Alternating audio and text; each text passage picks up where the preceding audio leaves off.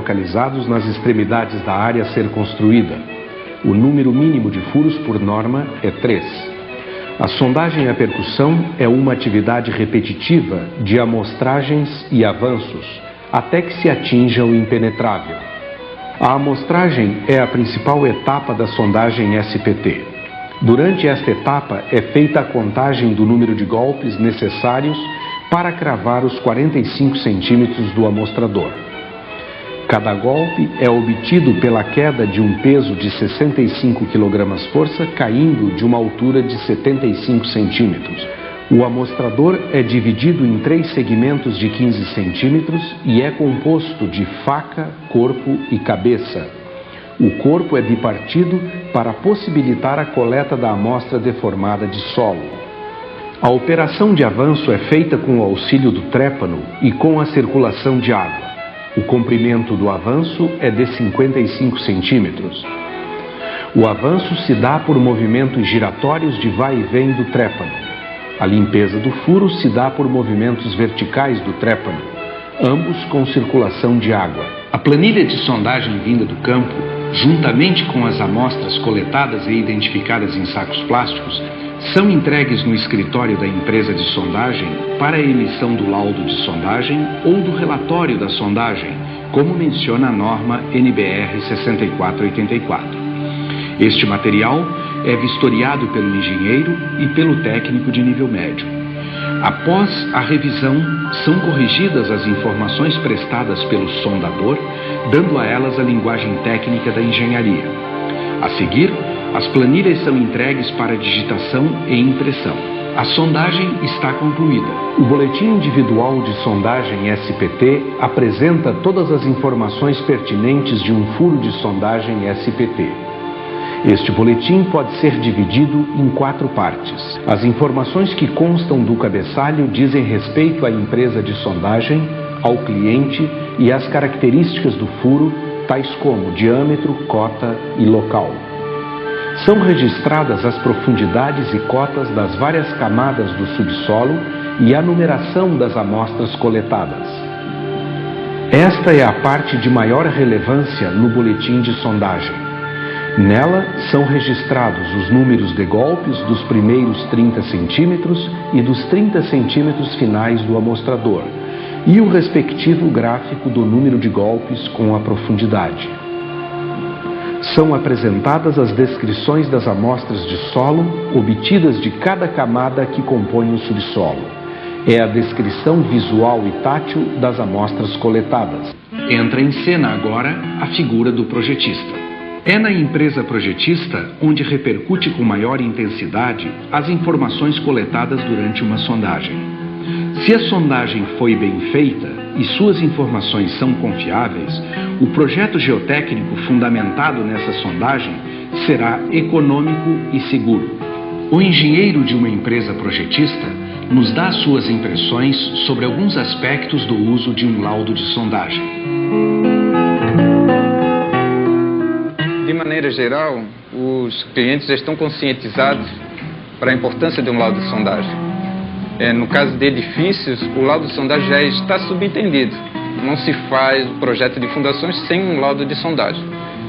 Agora, para obras de pequeno porte, no caso de residências unifamiliares ou construções menores, é onde nós encontramos uma resistência pelo laudo de sondagem, por ser o cliente o próprio proprietário e desconhece os benefícios de um laudo de sondagem.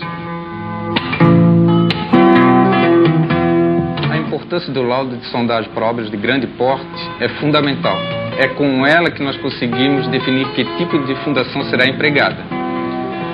Porém, para obras de pequeno porte, onde já haja um conhecimento prévio da região, é dispensado o laudo, mas desde que no local seja feita uma cava para a investigação do terreno.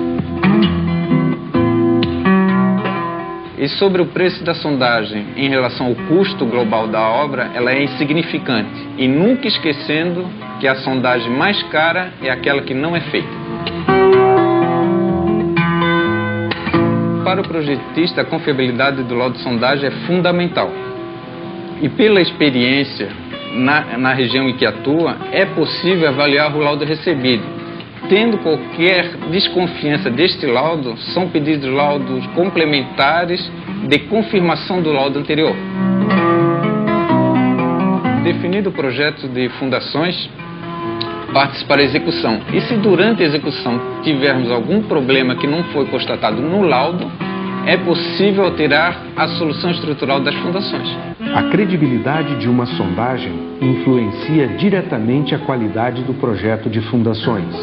O projetista precisa confiar no laudo de sondagem. O mercado de trabalho para as empresas de sondagem amplia-se quando o cliente cada vez mais se conscientiza que a sondagem barateia a obra. Com muita demanda, o número de empresas de sondagem tende a multiplicar-se rapidamente. Existe o risco de queda da qualidade quando a concorrência por preços menores fica muito acirrada.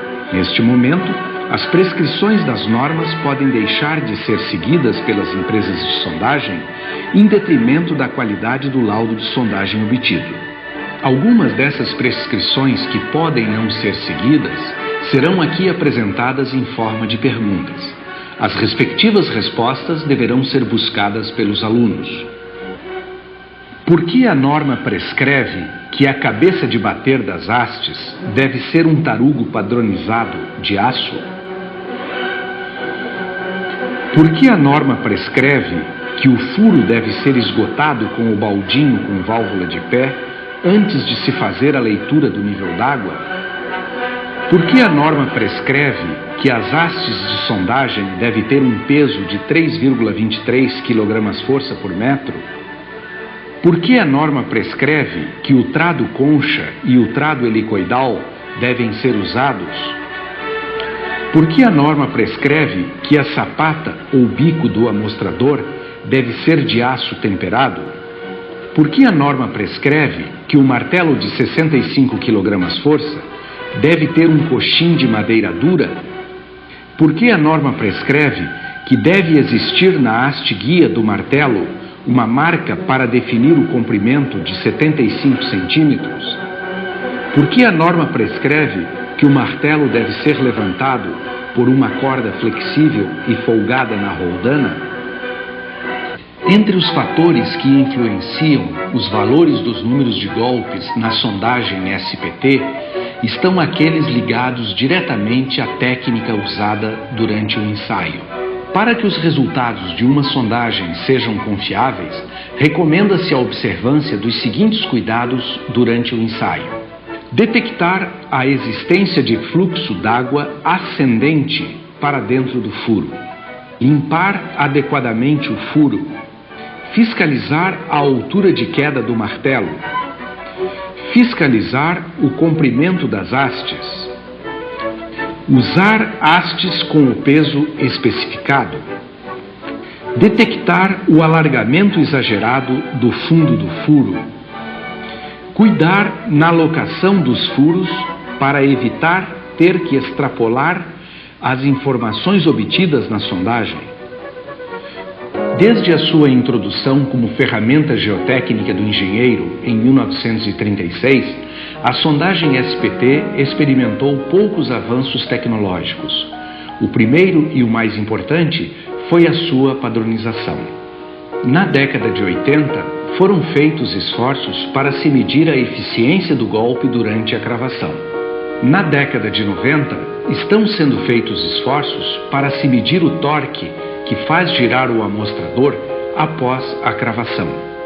A medida da eficiência do golpe é fundamental para o uso do número de golpes em correlações para definir as propriedades do solo. A despeito desta grande importância, ainda não se conseguiu um aparelho tecnologicamente simples que pudesse fazer a medida da eficiência do golpe. Este é um grande campo de pesquisa. A medida do torque, por outro lado, usa equipamentos tecnologicamente simples, porém, ainda se questiona a utilidade desta medida.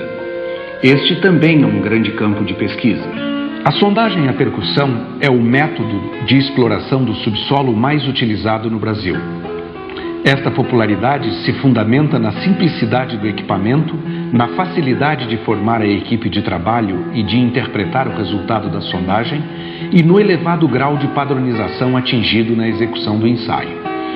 Os objetivos deste vídeo estarão plenamente atingidos se os alunos que o assistirem se dispuserem a aprofundar o conteúdo técnico apresentado e se sentirem encorajados a fazer um estágio profissional em uma empresa de sondagem.